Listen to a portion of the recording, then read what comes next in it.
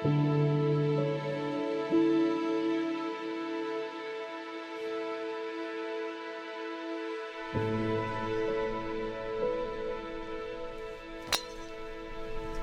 a little off. You get through? I don't know if I got through or not. I don't know.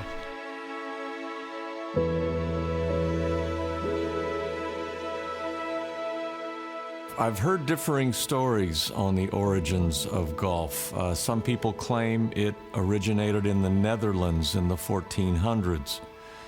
Most people want to believe that it originated in Scotland. I tend to believe that the purest form of golf originated in Scotland in the 1400s. That was better. I'll take that. That first one was Jimmy Jack.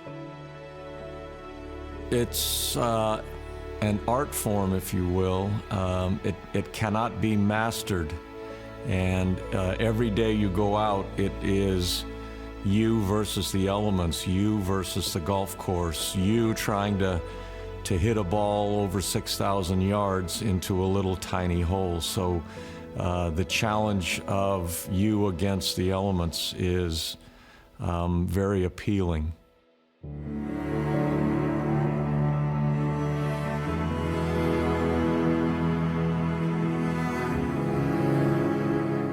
When you're out there, it's you're walking in a park. It's a park. You're smelling the grass. You're listening to the birds. You're hanging out with your buddies. You're thinking about your next golf shot. It's just it's all encompassing. It just pulls you in, all the aspects of the game.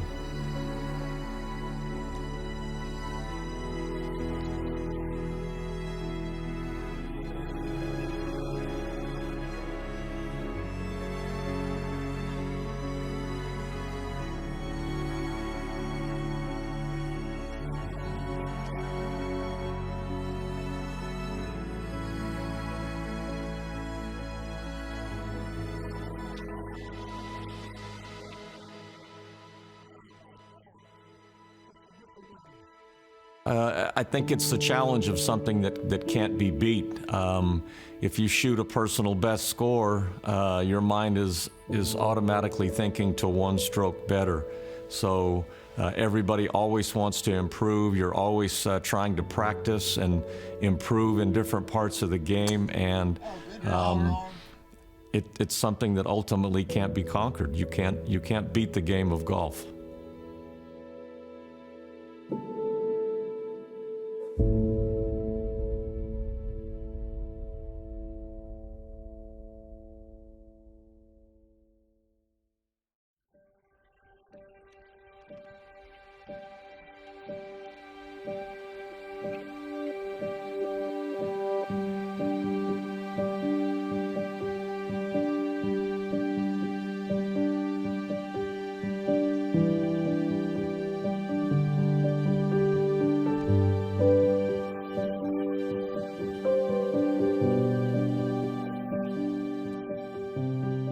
In 1922, a group of Fresno businessmen met in the downtown Fresno area at a place called the Commercial Club.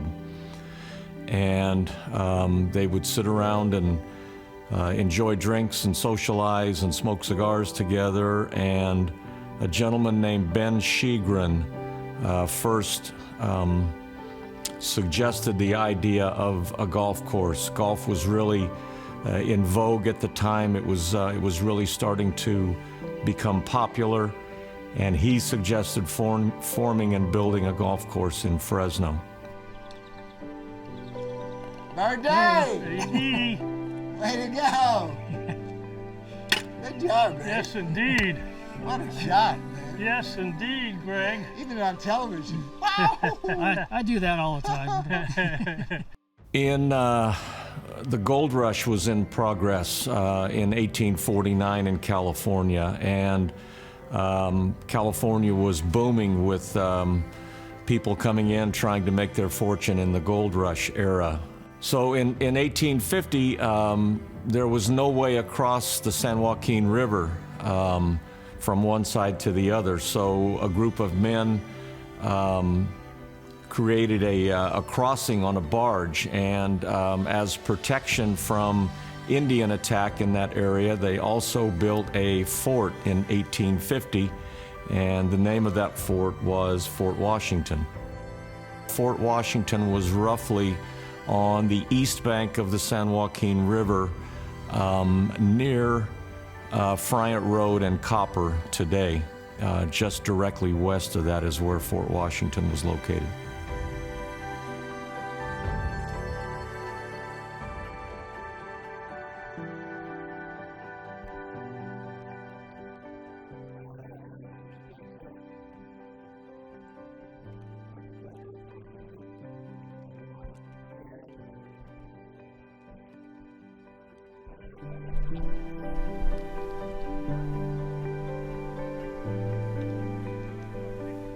Good putt. Good putt. Atta baby Toma. There you go. Good comeback. Good putt. So I had a 5, actually. Good You had a comeback. five? 5. Tom, I had you a had a five. 5? I had a 5 too, Steve. I had a 4.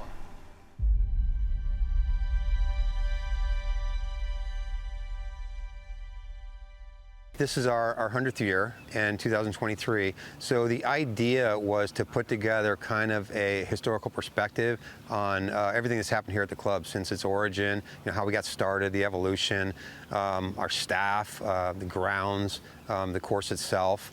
There's a really, really rich history here.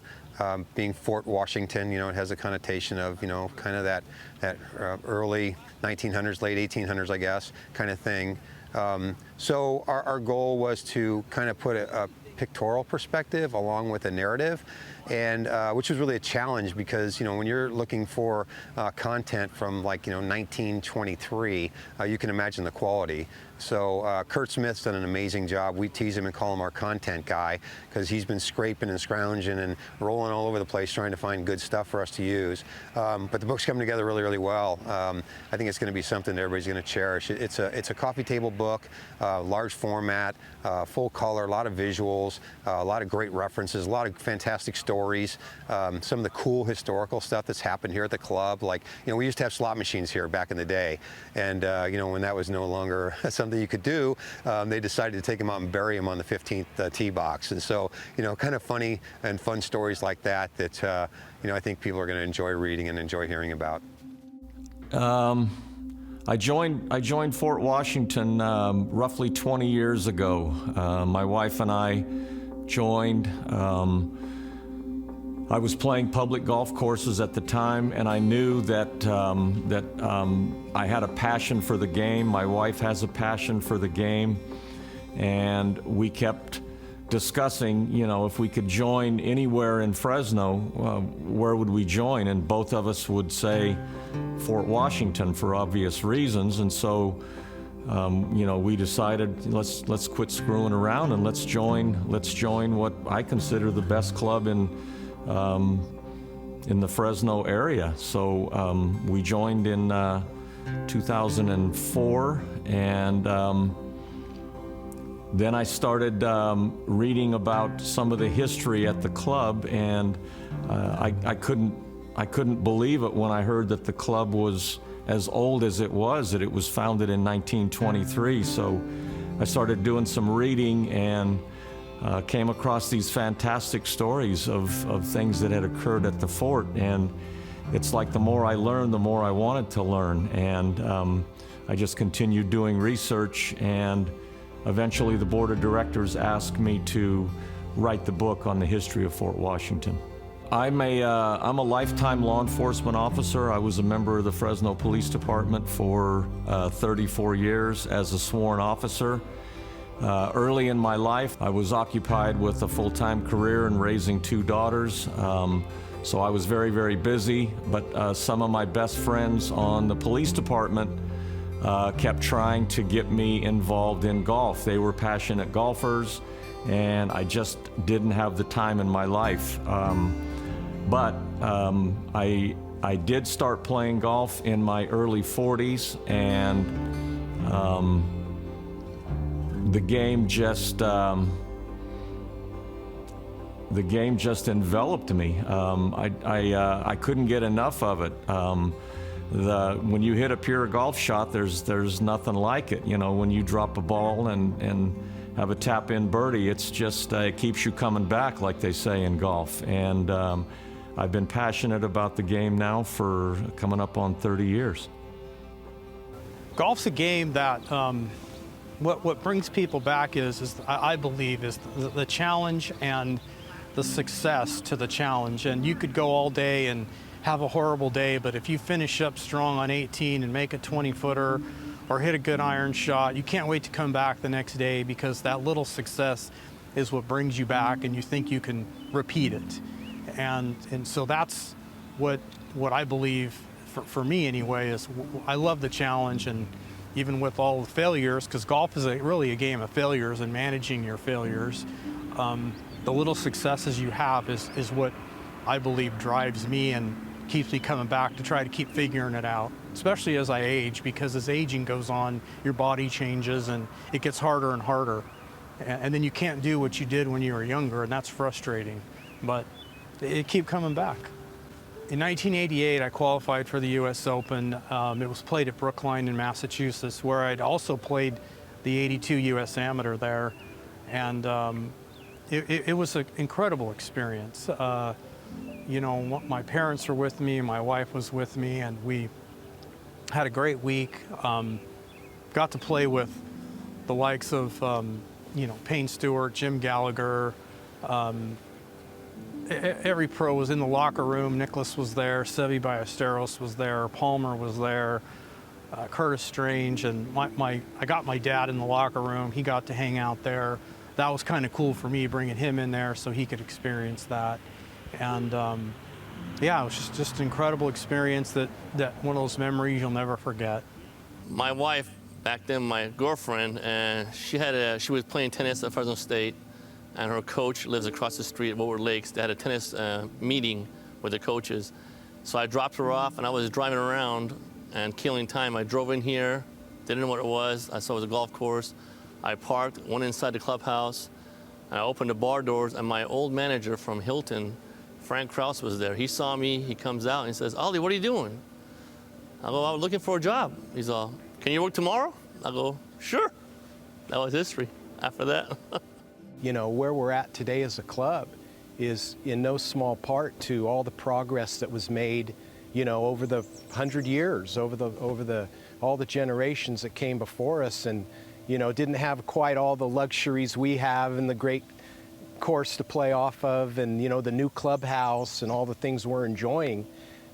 You know, those previous generations were the ones that had the foresight to, you know, help get us to where we're at today. But yeah, when you talk about 100-year history, there is a lot of memories, and there's a lot of history that has taken place. And, you know, mine's 23 years, but you know, we hope that the current generation and the generations to come, because this course just keeps getting handed down from generation to generation.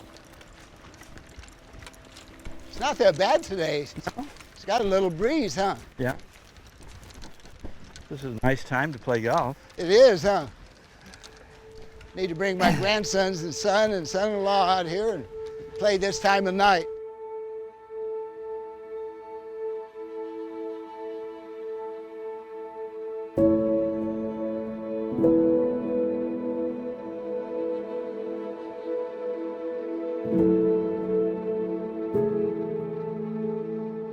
The first golf ball was hit at Fort Washington on June 17th, 1923. It was hit by the first president of the club, Dr. Arthur Albright. At the time, there were 9 completed holes, and the other 9 were under construction. The course was basically dusty, knee-high weeds, rocks in the fairways. They didn't really have power equipment back then. The greens were not even grass at the time due to winds. They They had what are called oil and sand greens, where a mixture of oil was combined with sand and then spread on the greens, and that's what you putted on. Very primitive.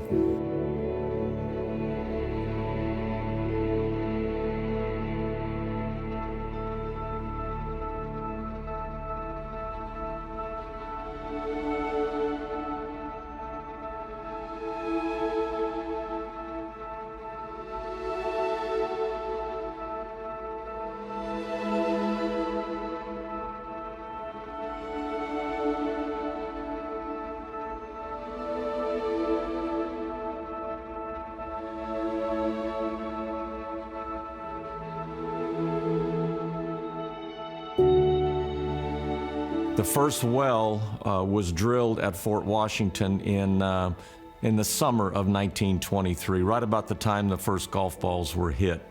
The first well was roughly 100 feet deep. They had plenty of water, and the watering was done by hand, basically.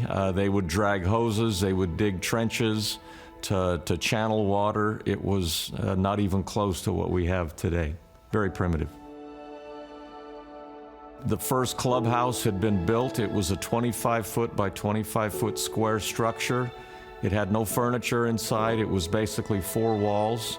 There were hooks on the wall to hang your clothes on, and people sat on the floor and ate their lunch and got out of the summer sun. So the first few years the club was in existence, it didn't take them long to finish the second 9 holes. The club soon opened up as a full 18-hole golf course. There was some turnover as the head pros came. Our second head pro was a very, very famous man named Olin Dutra. But the course grew rapidly, the membership grew rapidly. There were a lot of early day improvements in the conditions of the course.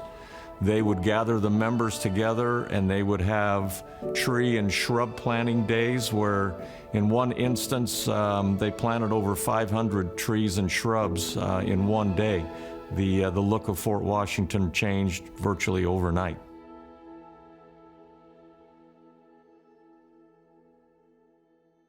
The first pro was a gentleman named Bob Newman, who was a very accomplished golfer. He was one of the early members at Fort, and the existing membership convinced him to take the first head pro job at Fort Washington. That was in 1923, obviously. He was there for a short period of time, and he left for other employment. And another very well-known person in the golf world came in as our second head pro, and that was Olin Dutra. It's the final round of the National Open at the Marion Club course. Olin Dutra and Gene Sarazen are battling for the lead. With victory in his grasp, Gene runs into hard luck and begins to miss fairly easy ones like this. Even the great Bobby Jones, ex-golf king, is getting a thrill as word comes that the big California pro has reached the last green far ahead. Olin Dutra grew up in the Monterey area. He, as a young boy, he caddied on local golf courses. He got the golf bug, and he eventually developed into one of the greatest golfers in the history of the game, in America anyway. Olin Dutra is in the World Golf Hall of Fame. He won 2 major championships.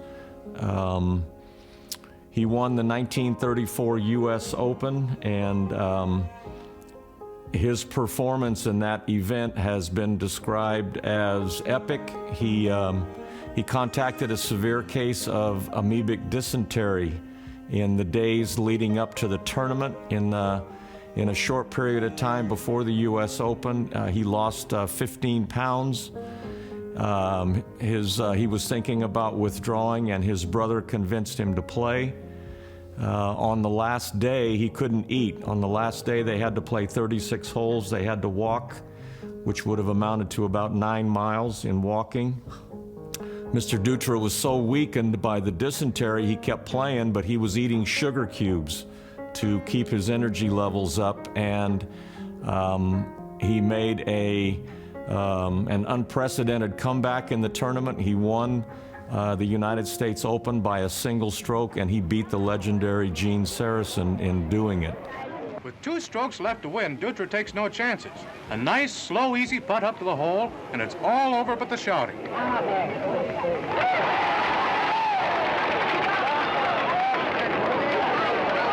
Brother Morty nearly smothers the victor, winner by 1 stroke as the crowd acclaims him.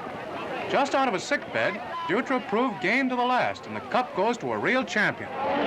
Olin, I give into your custody the Open Championship Cup, and I know you will uphold the best traditions of an Open champion. Thank you, Mr. J. In winning this championship, naturally I feel very gratified. And I feel that I am probably the luckiest boy in all the field. I am very, very happy in having won this championship at Marion, because we boys realize that Marion has been one of the finest tests of golf. Not that I played it too well, but one of the finest championship courses we have ever played. Thank everyone in the gallery, my very good friends, the newspapermen, my fellow competitors, and all the cameramen.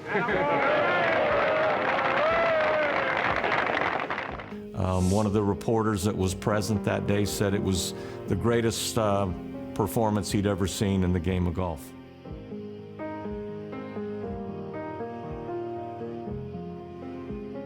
For me personally, I mean, Fort Wash is such a fond memory.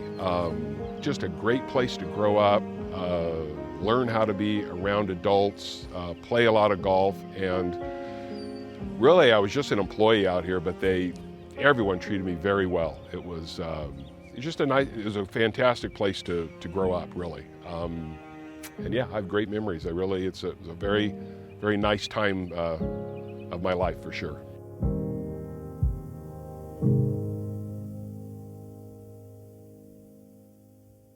In July of 1929, Fort Washington hired who was probably at the time the best golfer in the San Joaquin Valley, and that's a gentleman named Art Melville. I refer to Art Melville as the man who saved Fort Washington. Art Melville grew up in Carnoustie, Scotland, very familiar golf name. He caddied, he learned the game of golf. He was considered a golfing prodigy in Scotland. He eventually immigrated to the United States. He tried to get one of the earlier jobs at the fort, but he was beat to it by Olin Dutra. But in July of 1929, he was hired as the head golf professional at the fort. A few months later, the Great Depression struck, and times got very, very tough at Fort Washington. We lost members, obviously. People lost their jobs. People were out of work. It was a very difficult time in the history of Fort Washington. Art Melville guided Fort Washington through the Great Depression. There were times when there was no staff. Art was taking care of the golf course. He was making sandwiches in the clubhouse. He was Fort Washington. He ran the whole club. Him and his wife and his 2 daughters ran Fort Washington during the Great Depression.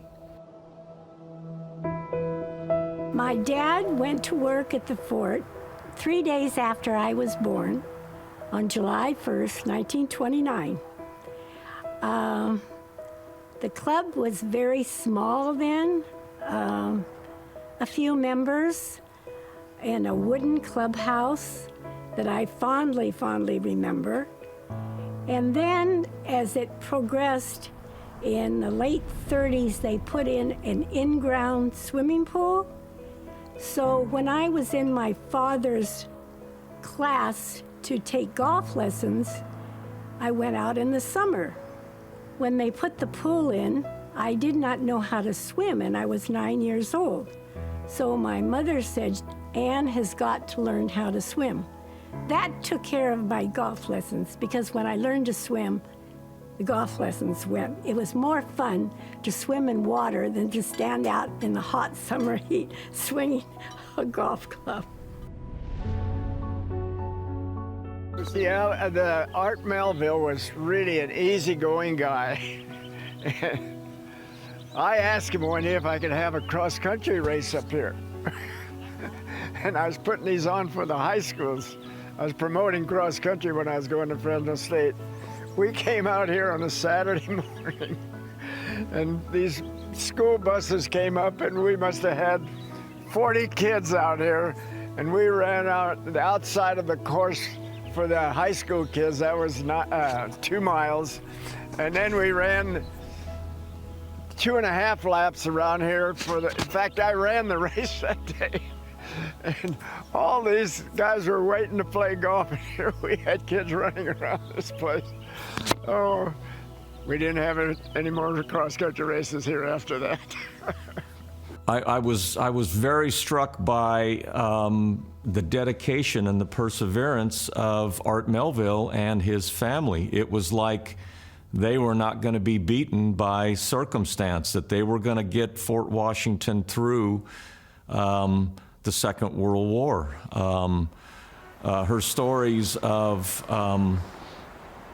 the gas rationing. People couldn't get out to the golf course during the Second World War. People were allotted 4 gallons of gas a week, and to think about driving 10 miles each way to play a round of golf, you would use up your allotment of gas. So I was struck by the perseverance of the Melville family. Mr. Vice President, Mr. Speaker, members of the Senate, of the House of Representatives. Yesterday, December 7th, 1941, a date which will live in infamy. The United States of America was suddenly and deliberately attacked by naval and air forces of the Empire of Japan.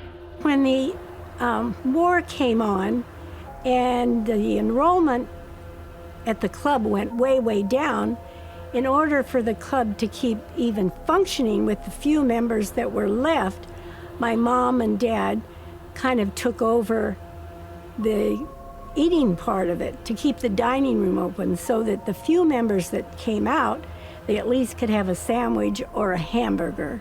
And in the winter, it was always hot chili or hamburgers, but it was very minimal that was going on.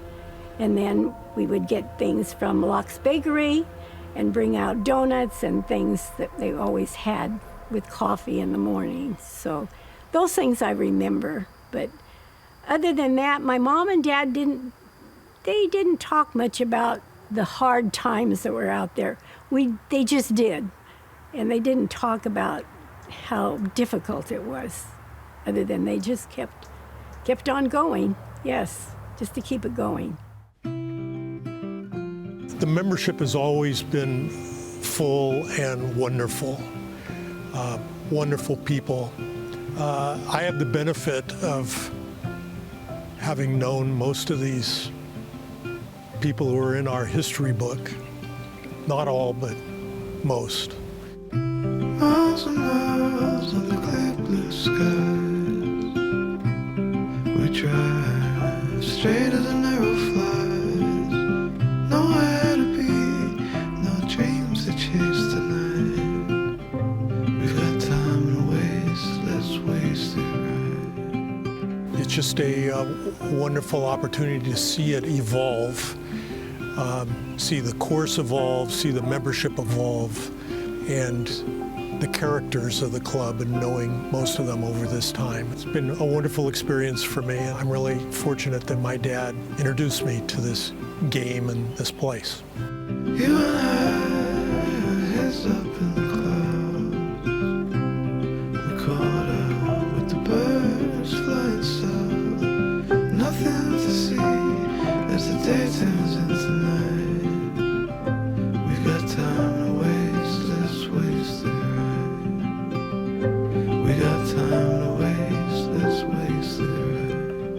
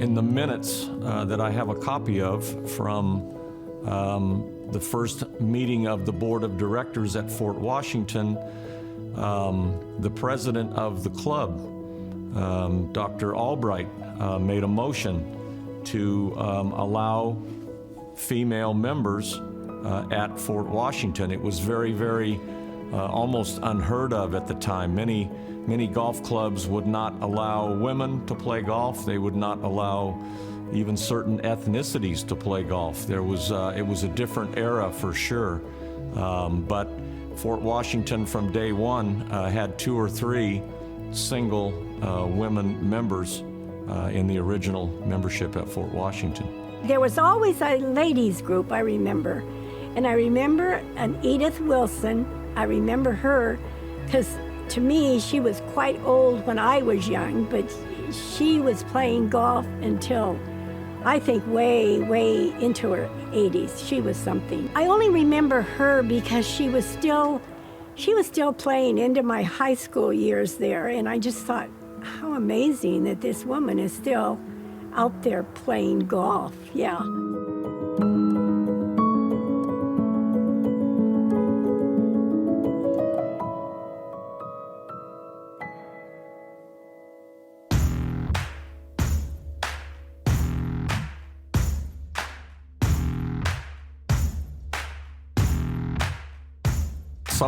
Some of the eucalyptus trees are extremely old. Some of them, I've been told, are almost as old as the golf course, that they were planted in the early stages of the golf course. But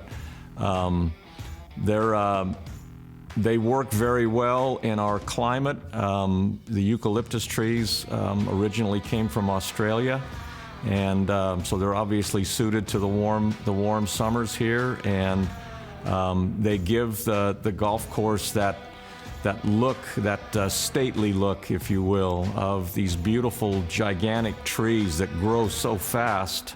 And we have literally hundreds of them on the golf course, and they line the fairways, and they just give it that beautiful, unique look that the Fort members love. Well, there's always, every time you go out for a game of golf, there's always a special experience that happens, whether it be with the foursome or group or during a tournament. You know, we've had some high-level tournaments, PGA Pro. We had the Hogan Tour event here, the final tournament. There's just been many, many memories here at this club. I would say my favorite thing at Fort Washington is the terrain of the golf course, definitely. That's what brought me here as a professional golfer.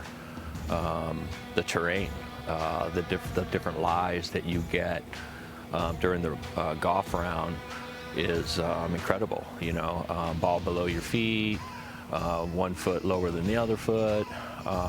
And it's pretty consistent throughout the golf course.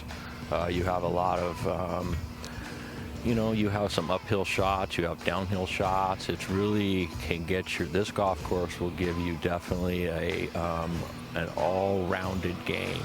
You can be pretty good, and that was what attracted me to Fort Washington Country Club. What happens is when guys come here and play, they'll always comment on the terrain and how it, you know, the rolling hills and the ups and downs and the different lies you get. So you got downhill lie, side hill lie, uphill lie, and that's not what you're getting in almost any other club you play in the Central Valley. And we hosted a United States Mid-Amateur out here in 2003. These guys came from all over the United States and even other countries. And one of the common things that I kept hearing was about the terrain and the uniqueness of it and how they enjoyed it. And there's blind shots. There's shots you can't, like here on 18, when you're down there, you can't see, you only see the top of the pin. You can't see the green. So it makes it a much harder shot because you can't see the green.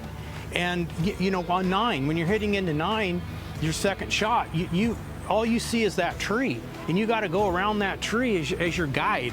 On 16, you can't see the green. On 6, you're hitting from a level, you're looking into a hill and can't see the green. These are unique things about this golf course that they're not in many places, at least in the Central Valley.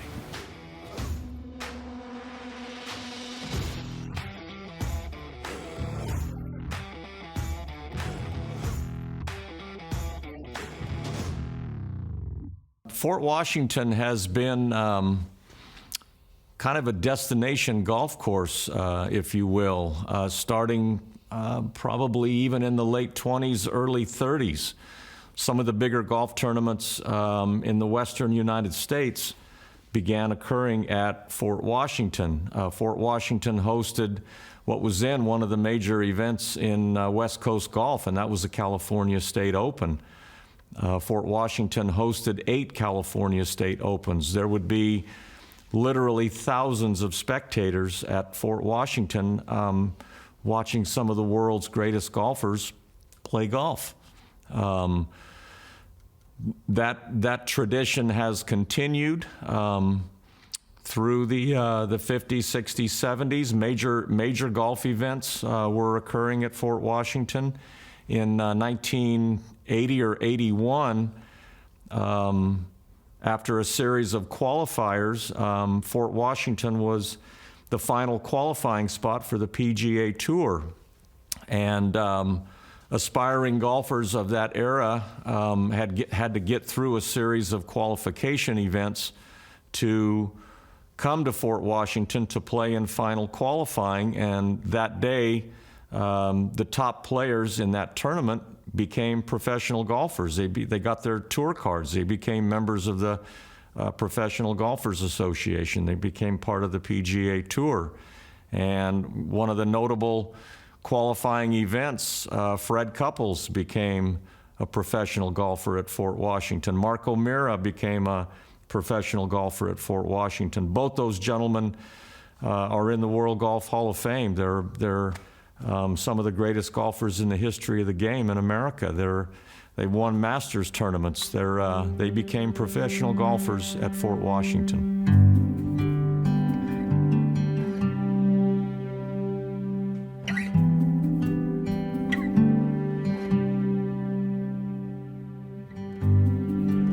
So 14 years old, I was a freshman in high school, and we had 3 members of the team, which happened to be the boys' team, that were members out here. And so somehow the relationship was made that Clovis West would call Fort Washington their home, and I was lucky enough to be on the team there. More than that, I was lucky enough to play this great golf course growing up and develop my game out here in very formidable years. Joan Pidcock went to Clovis West High School here in Fresno. She was introduced to the game of golf at an early age, and as the legend goes, the first time her dad taught her how to hold a club and swing a club, the first time she hit a golf ball, it went straight down the fairway 150 yards. Joan is incredibly gifted, incredibly talented as a golfer. I just played golf with Joan yesterday, and she said she was rusty and just shot 1 or 2 strokes over par. I think the thing that I would say about this particular time when I was developing my game out here in high school is this golf course is just so unique in the way that it prepares you and your game for that next level of play if you do happen to go on. And I think that I really, as I reflect now, probably wouldn't have been the player that I turned out to be had I not prepared my game here. The problem was, at the time, there were no high school ladies golf teams. And so Joan had to play on the boys team, where at times she was the best golfer of either sexes on the team. Joan would beat the boys hands down. So Joan went on to, she joined the LPGA at an early age. In her rookie season on tour, she I think she scared some of the more established ladies. She shot 63 in an LPGA golf tournament, and Joan went on to a very long and storied career with the LPGA, the Ladies Professional Golf Association. Joan is arguably one of the top female golfers to come out of the San Joaquin Valley ever.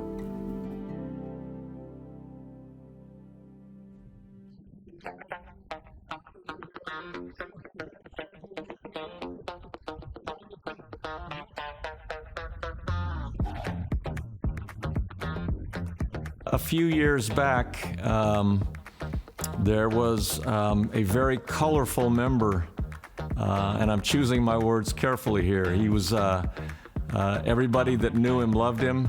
He was known for his fun-loving attitude, and he would eventually become the club champion. And this gentleman's name is Mike Bakula. Mike Bakula was almost to the level of a professional golfer. He played in some major tournaments, won some major tournaments. He was an extremely accomplished golfer. So one day there was a small airplane was spraying the fields just north of the fort for mosquitoes. And the plane was flying in very regular circles as it made its passes over the area where it was spraying. Well, on the southern part of this circle, the airplane was flying over the golf course. So Bakula was playing that day with a group of his friends, and they were on the 12th tee. And I believe it was a hey, watch this moment. Most people say it was an accident. I beg to differ. But Bakula timed it perfectly, or imperfectly if you're the pilot. And as the plane was making a pass over the fairway, Bakula hit a monster drive. The golf ball went through the windshield of the airplane, bounced off the pilot's head, broke his headset, and then bounced out the side window of the airplane. The pilot's name was David Hughes. He was spraying for the Mosquito District. He was dazed, and he set the plane down on a dirt landing strip at what was at the time the Papagni Vineyards, which were located where Copper River Golf Course is today. Hughes hitched a ride. Somehow he got over to Fort Washington and stormed into the golf course, and needless to say, he wanted a piece of Mr. Bakula or whoever had hit the golf ball. Our head pro at the time was a gentleman named Bob Silva. Bob was able to calm him down and get him to leave, and that's the end of the story. About a week later, the fort got a bill in the mail for several $100s for the damage to the airplane, and we're unsure if Bakula ever paid that bill, but we did receive a bill for the damage to the airplane. The event caught media attention nationwide. Paul Harvey talked about it on his morning show. And to this day, it's unknown whether the event was an accident or a hey, watch this minute.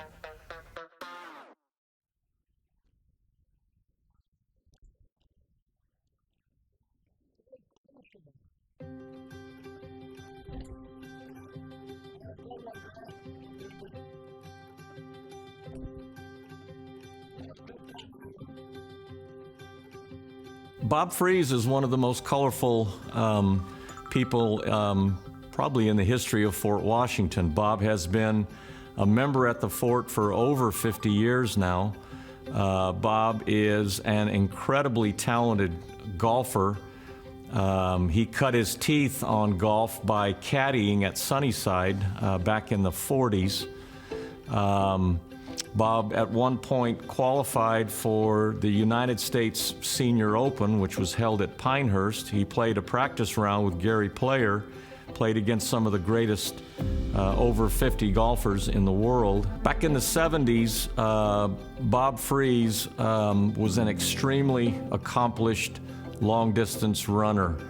Bob set many records. He was blazing fast back in his day, and he was for several decades the cross-country coach at Fresno City College. He coached some of our greatest long-distance runners in the valley. Bob was the coach. So one day Bob got an idea that he wanted to try and set the world's record for the fastest round of golf. I played it by myself out here one time, and I played it in 52 minutes. And I told a few people about it, and I got in a paper, and a guy up north who I knew, I was a senior runner, I was still running at the time, he played a round in 47 minutes, but he had guys carrying his clubs for him.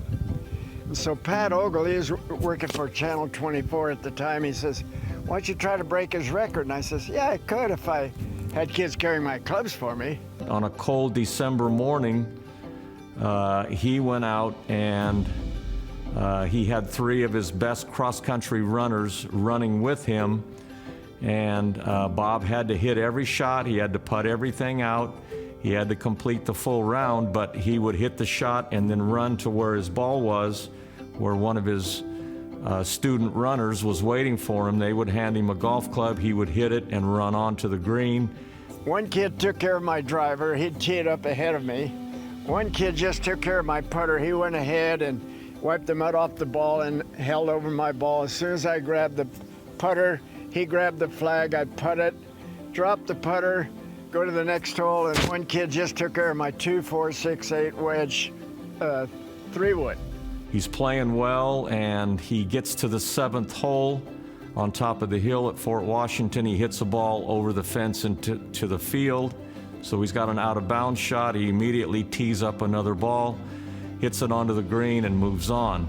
Then we lost the ball on 9 for a while. We really panicked, but we played the first 9 holes in 18 minutes and some seconds, so I knew we were in good shape, and so we sailed around that next thing. I birdied the 16th hole, where I made a big, long putt. And Bob crosses the finish line, and the timer goes off. He holds out the last putt, and the timers couldn't believe their eyes because Bob had just run or played a full round of golf, holed every putt out, and he shot a 81 with an OB ball, and he ran 18 holes of golf in 38 minutes and 12 seconds.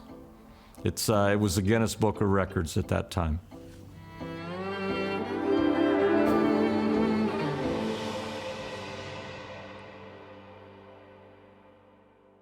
In 1979, our head pro at the time was a gentleman named Bob Silva. Bob worked for 13 years as our head professional at Fort Washington. Unannounced one day, Bob Silva told me this story, is a small scout team for a movie production showed up at Fort Washington, totally unannounced. And Bob was in the pro shop. He said a small little team, 2 or 3 people, came in and said they were interested in making a golf movie and wanted to know if they could go out and have a look around the grounds at Fort Washington. Bob gave them permission, said no problem. They were out on the golf course for a good bit of time. I think Bob said over an hour.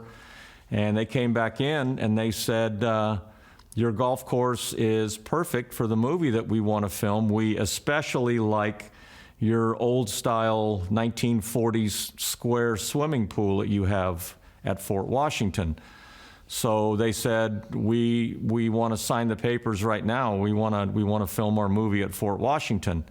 Well, Bob Silva told him that this would require approval from the board of directors because the golf course would be closed down for a couple of days during some of the filming. So the matter went before the board of directors at Fort Washington. They discussed it and ultimately said that they were not going to give the film crew permission to film at Fort Washington because they didn't want to inconvenience the members during the filming process. So the movie crew moved on and they eventually landed at a golf course in Florida. The movie was produced and put out, and it is one of the most well-known golf movies that's ever been made. You may recognize the name. It was called Caddyshack.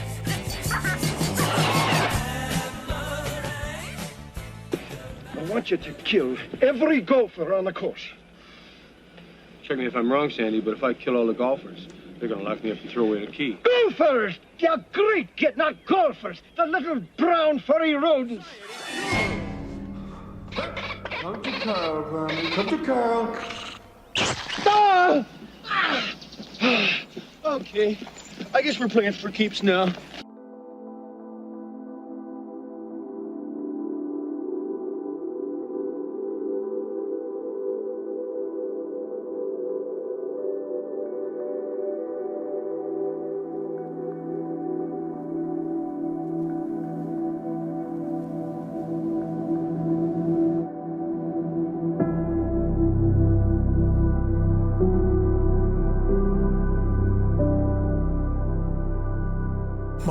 My father passed away prematurely in 1974. He was 56 years old. And his friends got together and planted a tree for him. They planted it originally on the 15th tee, and the reason they planted it there was because my dad, as he was playing, would always have what's he called a red dog, which was beer and tomato juice and salt. And he always had it coming off the 14th green. He'd go into the clubhouse, Bill would have it ready for him, Bill Morley, and he'd drink it and then finish his round. And so they decided to put the tree there on 15T.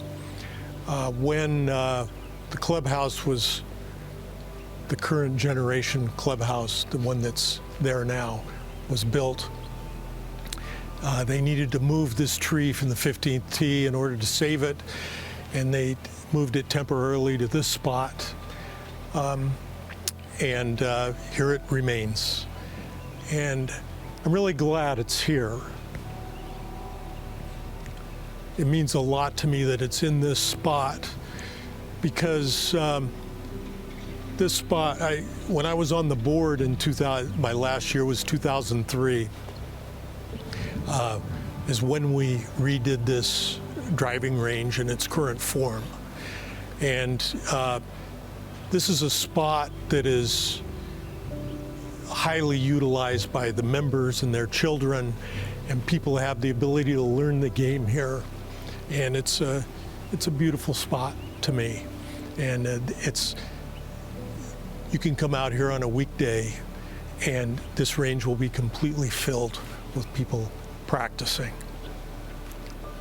I appreciate that very much, and I'm glad that it's here, and I'm hoping that people understand the story of it. The membership at Fort Washington is very together. We're together as friends. A lot of us love each other, and part of the process of life is that members pass away. We lose our friends from Fort Washington, and it's hard. We lose a member at Fort, and the flag goes to half-mast in honor of that person, and it flies at half-mast for several days. When we show up at the golf course and we see the flags down, we immediately know that we've lost a friend, and it's difficult, but it's part of life. And the Fort is very respectful of its members in that regard, and we honor our deceased members appropriately.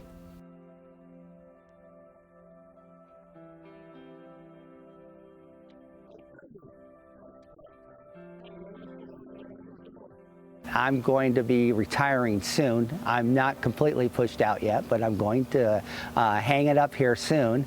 I just want to let everybody know that it's been an absolute amazing journey, an amazing journey. I wouldn't have traded it for the world, but also the friendships, and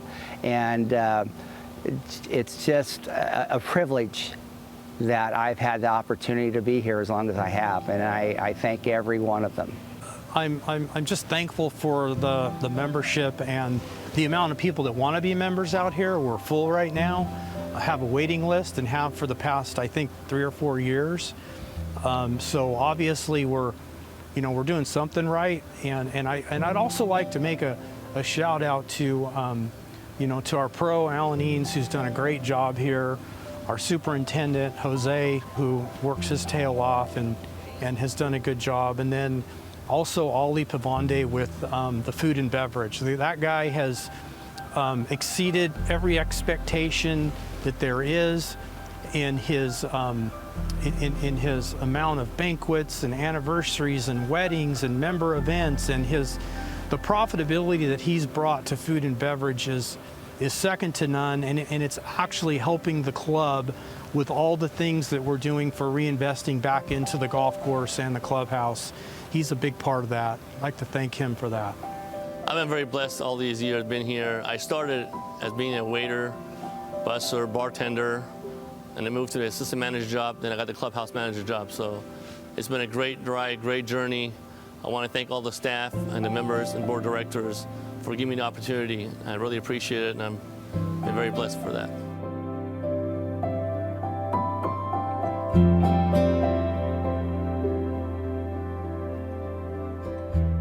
In spending several years doing the research on the history at Fort Washington, I could not believe the amount of history that has occurred at that golf course. And the more research I did, the more stories I uncovered. Eventually I had to just say, I have to stop. This could go on for years. There's just so much history that's occurred there, and I know of no place in Fresno County that has the amount of historical significance that Fort Washington does. I've thought about this a lot, and I can't think of anything that is even close to what's occurred at that golf course. The beauty of the game of golf is you can start playing the game almost at the same time you learn how to walk, and you can play it throughout your lifetime until you're dead and gone. I've played golf with 90-year-old men that are very accomplished. I've played golf with 10-year-old children that love the sport, that love the game of golf. All the good rounds that I've had with a friend that I've lost, all the good times on the golf course, all the good times socializing together in the clubhouse afterwards. It's a difficult part of the experience, but you also have that time together as friends. Good day. Good day. Thanks, Steve. Tommy, as always, buddy. It's always a pleasure, man. It's always a pleasure.